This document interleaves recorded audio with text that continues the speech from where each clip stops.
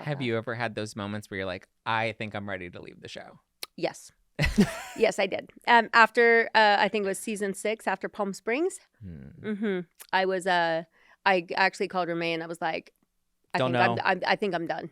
And he was like, really? I was like, I mean, it's going to change our life. And it's like, that means you're probably not going to be on it either and stuff too. So I just want to like talk this through because I really don't think this is good for my mental health. Yeah. It's the Pop Report. So juicy. Well, hello, Miss Ma'am.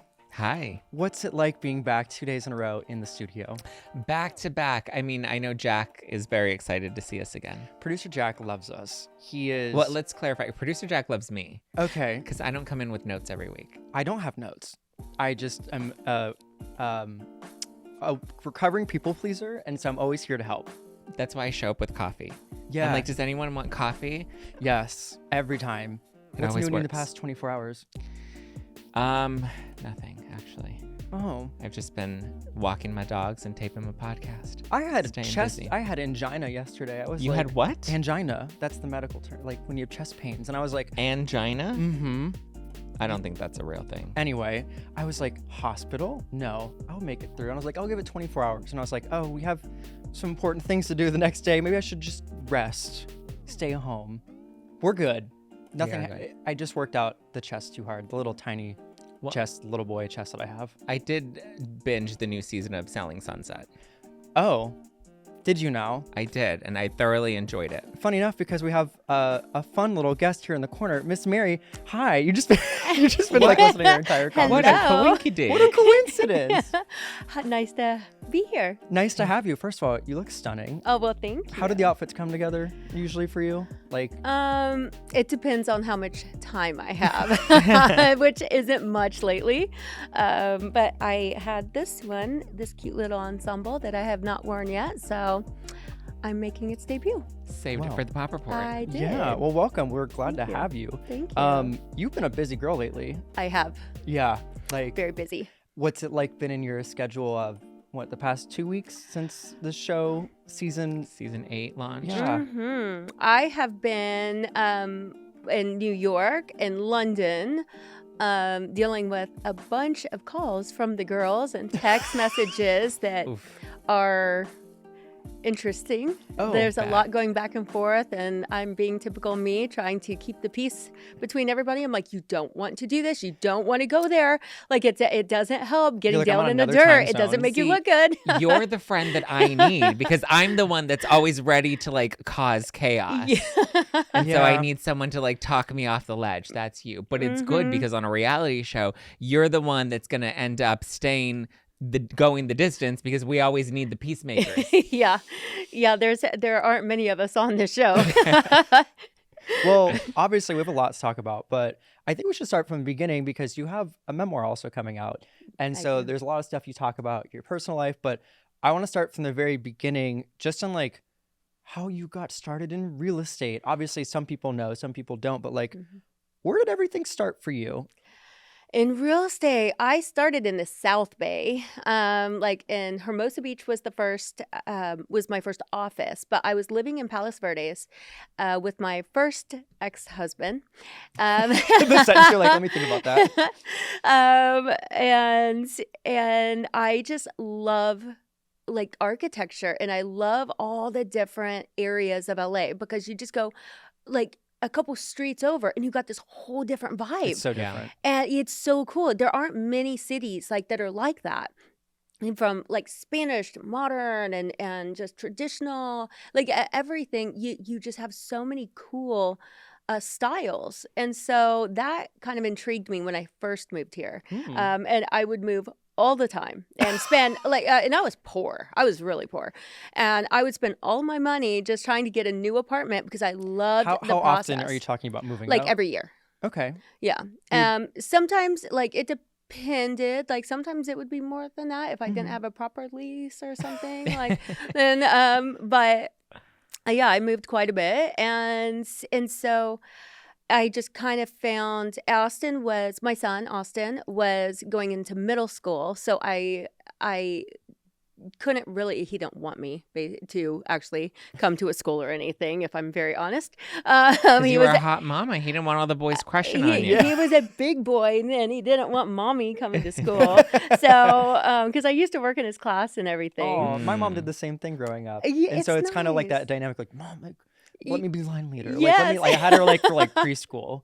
So Yeah, I mean, and that's just part of it, but it broke my heart. But so I decided to go ahead and just get into real estate, where I could choose my schedule pretty much. I could still be there whenever I needed to, and then I could kind of do my own thing, fill my day. So transitioning, you're in real estate. You used to live in South Bay. You moved across.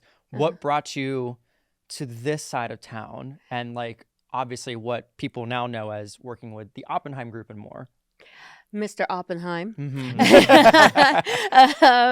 Jason and I started dating. I moved to London and then New York, and then when I was in New York, I flew back for my birthday. Tay Diggs and Amanda were dating at the time, and so Tay flew me back to celebrate my birthday with her. And Jason, Amanda, and I all went to dinner because I'd known him for quite a few years, whatever, but weren't super close. But yeah, and so we kind of hit it off, and I started flying back and forth from New York, and then ended up moving in with him. And yeah, what made you do this crazy reality show? Like, what made you go all in? Because I mean, at this point we had like Housewives and all these other ensemble shows, and I mean there were a lot of real estate shows like $1 Million Listing, where yes, they say it's about the houses, but there's also a lot of drama. Was there any trepidation before jumping into a reality show? Yes, I was afraid a little bit. I was afraid that it could hurt, because you don't know how they're going to edit. And so I was afraid it could hurt my reputation or my image. I think Jason had the same fear. I think some of the other girls didn't care quite as much because they were like, oh, we're going to be famous. But I didn't really care about that. But of course there's that fear, but we didn't know what to expect, though. They told us it's women empowerment. It's going to be like showing like boss babes in real estate. And I was like, okay, that's cool. But you never know what it's going to be. So season 1 was really, really difficult for all of us. And we fought with producers on literally everything. Like what? Like what are a few examples? Oh my gosh. How much we're allowed to give detail about the houses and stuff, because we would actually go in there and talk about the houses. They're like, okay. And we're like, we need to talk about like how are people going to know the specs on the house? Yeah. And they're like, no one cares. Yeah. We're like, well, I do. And so we would, we would fight it like so hard. And then even with the girls and the drama, we're like, we would never do that. Like sit down and have a conversation like in a house. And they're like, well, you guys have to talk this out anyway, right? So we're here in the house. This is where you're going to do it. So go ahead. And we're like, okay, but this is unprofessional. And and we did, like, something would happen, like where normally we would have a phone call about it. They're like, yeah, but viewers can't see your phone call. Yeah. So don't talk to each other until we get to the house. And so that's how it kind of started. Now we just know. It's like if something happens, we're like, you know what's going to happen. We are going to get there. And sure enough, like whoever the person is going to end up being there. When they're like, oh no, it's you and so, like, are doing the scene. And you're like, you know, they're going to show up. Yeah. Like, because I mean, that's just the way it is. I mean, now 8 seasons in, do you feel like you've mastered the reality TV game? Oh, I don't know if you ever master it. I mean, it's always a pivot. Oh my gosh. Every day, I swear, I'm just like, like what am I doing? But it's so good. I mean, there's been so many blessings that have come along with it. Yeah. It's just, for me, I really hate drama. And I'm right smack in the middle of it all the time. That's where we differ. I love drama. And I am in the middle with you all the time. Like, girls, I'm here, whatever you need. I know a lot of people have had questions about the show, too, of like how the structure works. So when you are working with listings, how does that work? Because obviously you have clients and there's sometimes like privacy. How do you work with that on the show specifically? So sometimes people are really open to it, and they want to be on it. Sometimes they're okay being on it, but they don't want people to know where they live. And so sometimes we've swapped, like the clients, like if it's the owner of one house or the new buyer of one house is more accurate, because they don't want people to know where they bought, and so they can swap places with with the seller of another house, so that their identity and their house isn't thrown out there to the world. But they're all like real clients and stuff like that. But sometimes we'll have to swap people around and stuff like that. Or like, for example, where I got married, when I showed the house, I actually showed it to, he's very famous music producer, but he had his own show, like he was going to be on, he couldn't be on. Oh shit. And so we just had the agent, like where I was showing the agent around that actually came with him. Got and it. so he stayed after I did it. Like I showed him around again, exactly like what we just did. Because we wanted to catch it in the moment, but then that took extra time. I'm getting ready to get married and they're like, okay, let's do it again. I'm like, I literally don't have time to do this. I was like, I said you guys can film the wedding, and you guys were like filming, but they're like, yeah, but he couldn't let us film like the actual showing. So they were following around like doing it, but he couldn't let them film it. So sometimes we have to improvise a little bit like that, but for the most part, and then some things aren't filmed at all. If they don't want to do it, if it's not a big enough listing, like sometimes I'll have $2 or $3 million listings and they're like, nah, it's not really like wow factor enough. And so some things won't make it, and some other ones will film and they just don't make the final edit. So how do you feel like your real life compared to your life on screen differ? Would you say that they're pretty similar, or do you feel like your on-screen life is maybe an exaggerated version of? No, that's me. I mean, but I if I'm at home, no. I mean, well, actually, no, on camera, I'm always barefoot too. On camera. If I'm at home, I'm always barefoot. I am a country girl, and I was such a tomboy, and I'm still, like, I always say it's so gross, but like I've got Walmart feet all the time. Like, because I am always barefoot. I walk in and out of the house constantly in my yard, right? Yeah, I'm always it's like, my feet need lotion. And everyone's like, what's wrong with your feet? I'm like, I don't wear normal shoes. Like, me wearing Converse, like, it's me stepping out of the house. Right? Yeah. So obviously there's a lot of people you interact with. And I think at the show it said there's like 80 employees at the Oppenheim Group, maybe? It's or like there's a lot. lot of people. Yeah. How does obviously who is on the show differ from the employees? There's obviously a lot of people who've been employed, and you've probably seen a lot of people come and go in the office, but how do the people get intertwined with the show specifically? Well, there's a bunch of agents. I don't know about employees, because we're all independent contractors. Okay. Yeah. Which is how Jason gets around dating all the people. And the HR issue. We don't need HR. But we have a lot of agents. Most of them are San Diego or Orange County. Got it. Jason keeps the LA office very, very small. We do have quite a few other agents I think would be amazing on the show, but I don't know what makes them pick people and not. It is always baffling to me. I don't think their outfits are as fire as yours. Oh, I love you.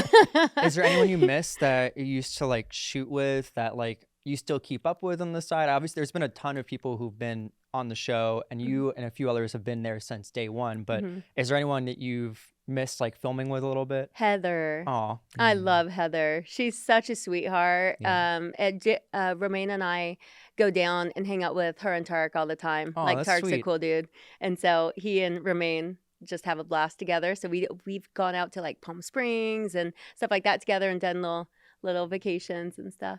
Curious what your thoughts are on Buying Beverly Hills, because that was like Netflix's new, like kind of like Selling Sunset, but it was the agency. What did you watch it at all? I did. I did. I was actually just with them last night. Fun. Yeah, I was like, hosting the Jason and I were hosting the Power Broker Awards, and so the daughters were there.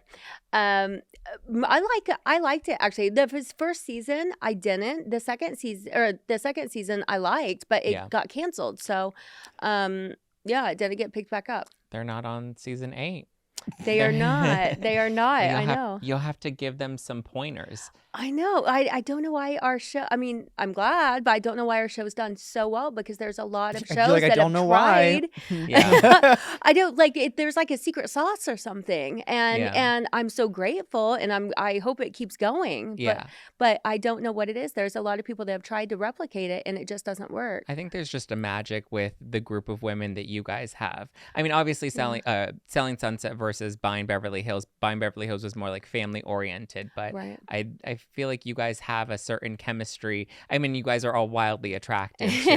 That And I we're think gay, that- so like, yeah, we're gonna stand. Yeah. But Thank you. I know, I mean, one of my personal favorites from Selling Sunset was Christine Quinn. Yeah. She was a firecracker. I saw Uh-huh. you ran into her recently. What's your relationship like with her now? We don't have we don't have much of a relationship. When I did run into her, I talked to her and I told her how sorry I was. Like she's going Yeah. through all this stuff, and I wish her, because I actually tried to text her, but she never responded back. I've been through domestic violence, and I wouldn't wish that on anybody. And I mean, she and I don't have to see eye to eye on everything. I know she can be very challenging at times, but that is never okay. Yeah. And I feel really, really bad for her and her son. Yeah. Well, in your book, Selling Sunshine, which is available now and everyone can go and order, you do talk about your past, like toxic relationships, going through divorce, domestic violence. What advice would you give her, considering, I mean, we've all seen the headlines and she's going through her divorce right now? Yeah. Stay strong. Just that, like, don't try to antagonize. Just get out. Protect her son at all costs,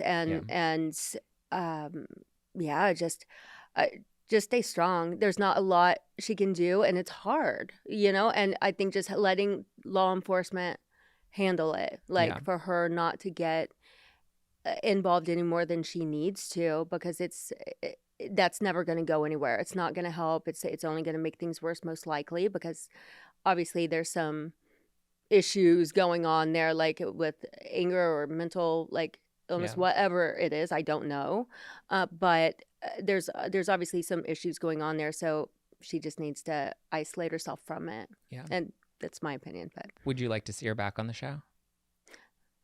No. Why? No, I know. She's a not great villain. Not in a mean way, but have you seen season 8? There's a lot of there's a lot that happens. we have plenty of people that start the drama. Yeah. We don't need.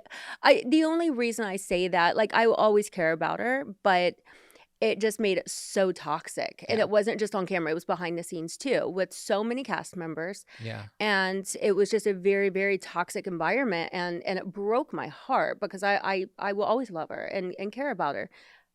That was not healthy for anybody. Yeah. And so we are still a business. It's not just a show. And it was nearly impossible to get any work done. And everyone's just freaking out at all moments, because we're like, what did she do? What? And because it was actually stuff off camera. Yeah. And so that just wasn't, it wasn't healthy. Do you expect to see, obviously Selling OC came up. Yeah. You're talking about San Diego.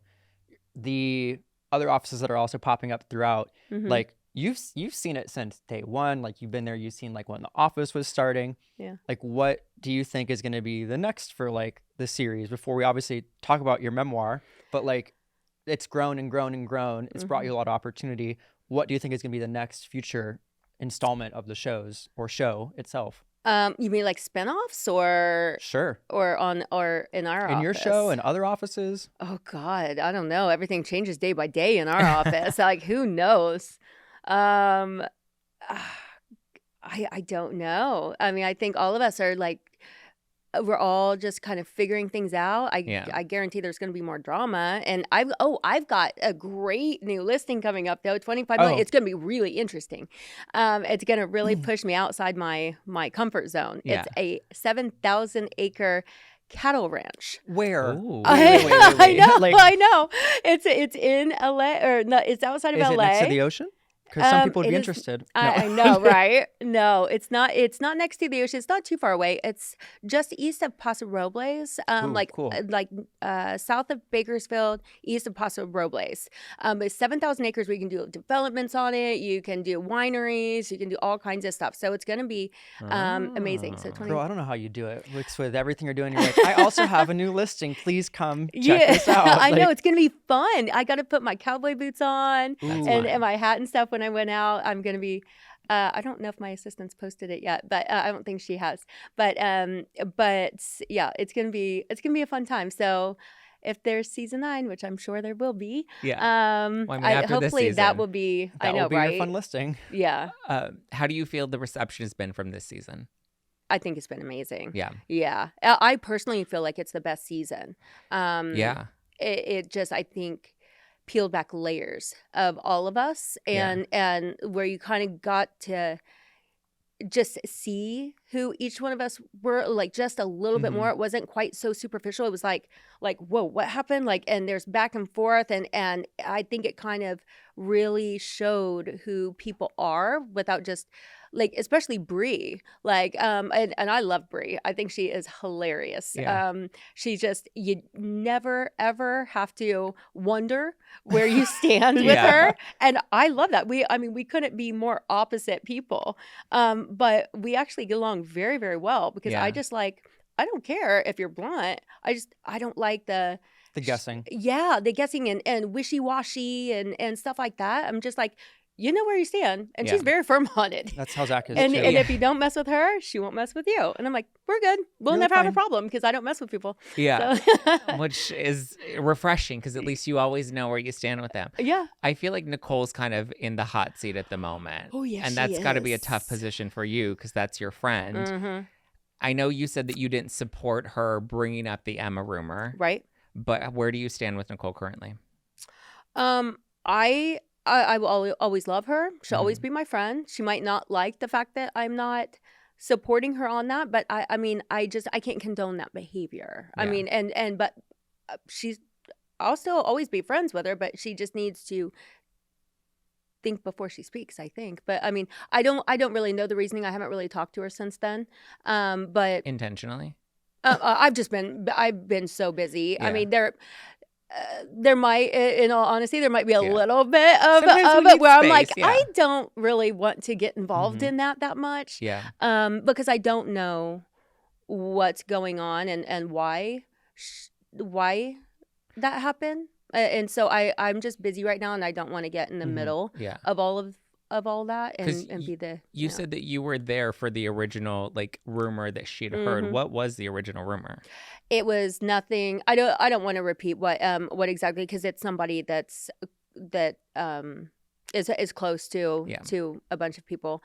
But it wasn't anywhere near what she said. So I didn't remember, because when I first heard it, I was like, wait, what? I was like, oh, I don't know anything about that. And went about my business, because it was like that, like minor. Yeah. I can't remember. It was something, it was just very small. Like, what, I don't even remember exactly what it was. It was something like the couple was separated, and they and she heard that like he had been talking to Emma or something like that, but he was talking to Emma because she was showing him properties. And so that was the actual truth. But so it was something, I was like, oh, I don't know anything about that. Yeah.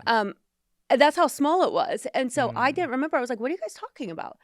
And so I was so confused. They're like, yes, you do. I was like, I really You're don't. Like, I really don't. Like, Zack what are you talking about? He's like, you know what? I'm like, I don't know this friend of ours. He's like, you know this friend. I'm like, I'm so confused. Like, I'm overwhelmed. Right? I'm like, sometimes you're just like, people are telling you know someone. I'm like, but I don't. I relate.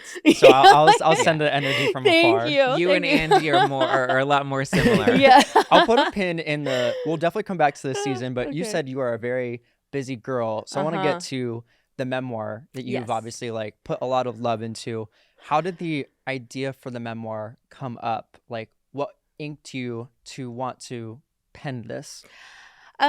So the more I have talked about like different issues, I'm lucky my husband's very loving and supportive because I've talked about things over the last couple years, like my battle with ADHD, with IBS, with different my fertility issues and stuff like that. And I'm like, my poor husband. I was like, I mean, he's just like, oh, he's like, I signed the paper. It's okay, whatever. Yeah. He's so chill. But I just got such a positive response, like where people are like, thank you so much. Like, and so many people go through stuff and people battle in silence.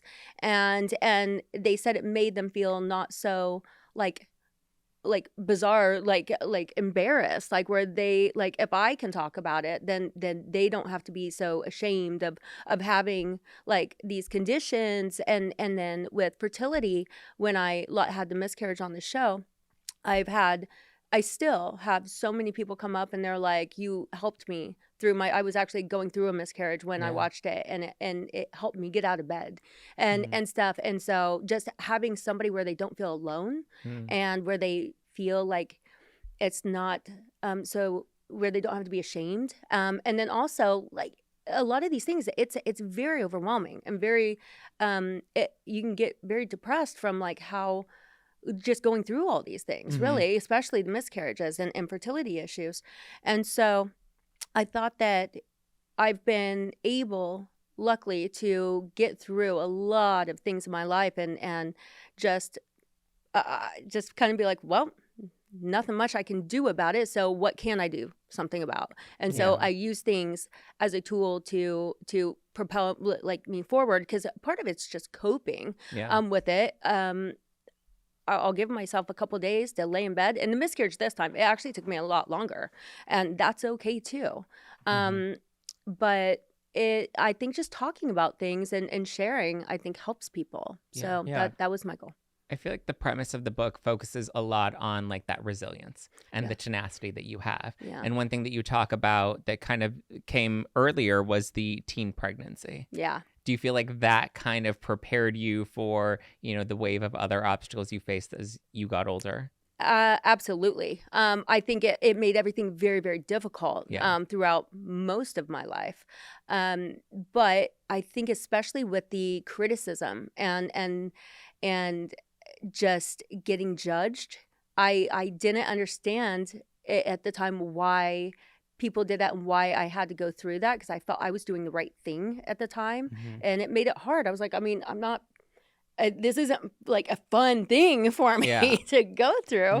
But then it's like everything happens for a reason, and you don't know why it's happening, but look at the bright side in it, focus on the positive things, like don't focus on the negative, and just keep moving forward. And now looking back on it, I can't read that letter in my book, the letter to myself, without crying every single time, because I think every single person should do it, because you actually get a moment to look back on all the challenges and how to put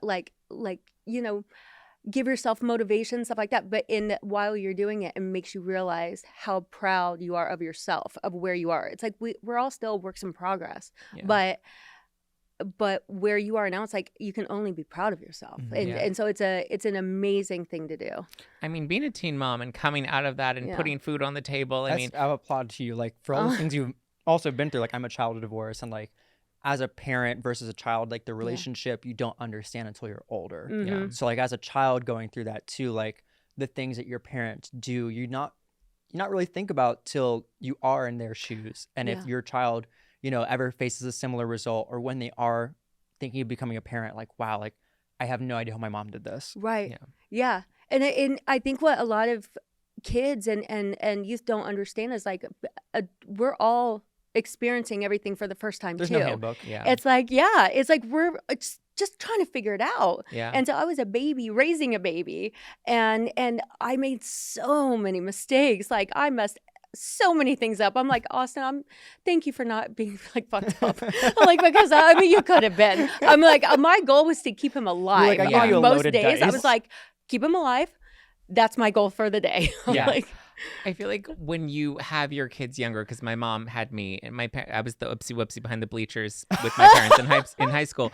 I wasn't planned either, so it's fine. But I was the second child on plan. Like, I feel like I had to grow up with them in a lot of ways, where it's so funny because like my siblings are a lot younger than me, but I'll look at my mom now and I'm like, wow, you became a really great mom. Aww. Like we grew up together, right? You know, but the mother that I've watched her become, especially to my siblings, you know, there's a lot of like there's a sense of pride that I have in just seeing what a strong and incredible mother she's become. Do you ever get feel resentful that you didn't have her, like, that she wasn't as, I know, right? Well, I'm always curious about this because, like, you know, it's like you wish that you could have done, for me at least, like, I wish I could have done things differently. I wish I could have been more experienced and done a better job. I did what I could, you know? Yeah, so, I think there was a period, yes, where I did kind of face, because like my parents had me in high school, separated, each got married and then had kids. So I got to watch them find someone, get married, raise a family. And I was primarily with my grandparents. So there was, for, you know, in my early 20s, I feel like resentment's a really hard word. Right. But I relate to that. It's not like close to that, but kind of a sadness or something that you didn't like, get. I didn't that get version that. of Why them. was robbed. But I feel like if anything, it gave me a deeper sense of appreciation to watch them go through that journey. Right. What's your relationship with your son like now? It's good. It is good. He's in the Air Force. I know. He's in the Air Force. He just got back from Dubai, so I actually didn't see him for a year. When he was, I know, that's the only time I've spent, like, I haven't been with him on holidays and everything. I'm like, please come home. You're like oh my God. But he's right when he came back, he always comes to see me. He's in Nevada. And so it's not very far. So whenever he gets just a couple days off, he'll come out. But it's good. I mean, I try to ask him sometimes, like, do you understand like how, like, things that happened and stuff and like all decisions I made, the bad decisions I made, like staying with my ex and stuff like that when I should have like left, and obviously that behavior is not okay. And he's like, I mean, he's a very quiet kid, very much an introvert and stuff, but he gets it, and he says he doesn't hold any hard feelings. I really hope he doesn't, but you never truly know. You never know. Speaking of never knowing, back to I try to pivot real hard and it's not working sometimes. I'm like, speaking of not holding hard feelings, there is not a reunion for this season. Is that correct for the show? Right. We do it every other season. What was the thoughts of like going into this season, now watching it back, and now do you ever have a time you're like, I wish there was a reunion? Like, I wish we could just we would have a really good reunion. This was the season to have a reunion. Right? I know. I feel like everyone's going to just like forget and not be so like in the moment. I feel like they should do one, but it might be better actually. Now that I'm thinking about it, it might be better to give it a moment because it would be maybe violent. I don't know. Like there's a lot of anger now going back and forth. Chrishell going on Instagram and, you know, coming at Nicole. Do you feel like you're in the middle of the situation? No, I'm well, a little bit. I get texts from Emma and stuff, like talking to me about it and stuff, which I will be there and like lend my support on that, because it's just, I mean, being accused of something that you didn't do, that's not cool. Even if and she didn't, but even if she did, it's like don't put that out there like that. That's like, I don't know.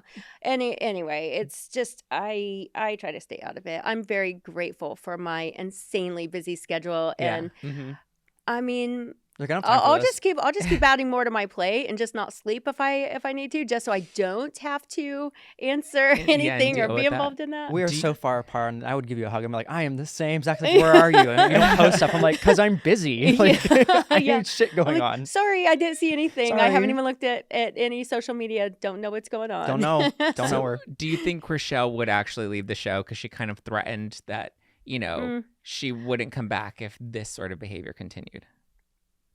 I don't know. She says she's not going to come back every season, but I'm always like, Chrishell, it's going to be the same without you. You are the show. Yeah. And so every season, but I don't know. I mean, she is very, very happy with G. Yeah. And that would be the only reason, like if like starting a family, and I think just where. But I don't know. I think she truly likes being on the show. I think it's good for her, and she's just, you know, she does it every year. So I don't know. But if she's trying to start a family with G and she's traveling all the time, it could be a reason why she doesn't. I haven't asked her about that part. Yeah. We talked the other day, but I didn't ask her about that. Have you ever had those moments where you're like, I think I'm ready to leave the show? Yes. Yes, I did. After I think it was season 6, after Palm Springs. I was I actually called Romain and I was like, I think I'm done. And he was like, really? I was like, I mean, it's going to change our life. And it's like, that means you're probably not going to be on it either and stuff too. So I just want to like talk this through because I really don't think this is good for my mental health. Yeah. And because I was on like all on hormones and stuff. I'd been doing the injections for embryo freezing right before I went there. It's a lot to also put through. Yeah. And so I was trying to keep my shit together. And then when I was crying at the end, I was actually, and now with the book, people will realize what I was crying about actually. Because it looked like it was because I couldn't deal with the girls and I couldn't handle it. It was because they were like, we were going to this club and they drove, and I was like, I'm not doing that because I don't go to clubs without my husband there to protect me because like of the sexual assault. Yeah. And so I'm very, very cautious about where I go and who I go with. And it just brought up like a lot of like the traumatic feelings. And then I said, I'm not going. And they said, yes, you are. And I was like, I said no. You're like, about that. And I was like, no means no. So I started freaking out. I was like, and I wasn't drinking at the time. So I was like, okay, fine. What do you want me to do? You want me to drink? I'll drink. You want me to do this? I'm not going. And so I did, and I lost it. Yeah. And I just like started hyperventilating. And they didn't realize, because I hadn't told anybody, they didn't realize what I was freaking out about. They're like, what the hell's your problem? Yeah. But that's what it was. And so once I really started hyperventilating, they were like, okay, fine. Yeah. And so I got in the car with one of the producers and she was like, this is not just going to, what happened? She said, something happened to you. And I was like, I was still crying. I was like, yeah. Like sobbing in the car. But so they took me back to the house, made sure I was safe and I felt safe. But, but yeah, that's it. I just went off on a tangent there. You can tell my ADD, but No, I did the same thing. But I mean, the show has afforded you a lot of really incredible opportunities, such as this new book, Yes. Selling Sunshine. Yes. What would you say was the toughest part of writing the book? Because you open up about a lot: past relationships, divorce, being, a young mom, miscarriage. The rape was definitely the hardest part to actually get out and write about because I had to go back and actually relive it to tell it.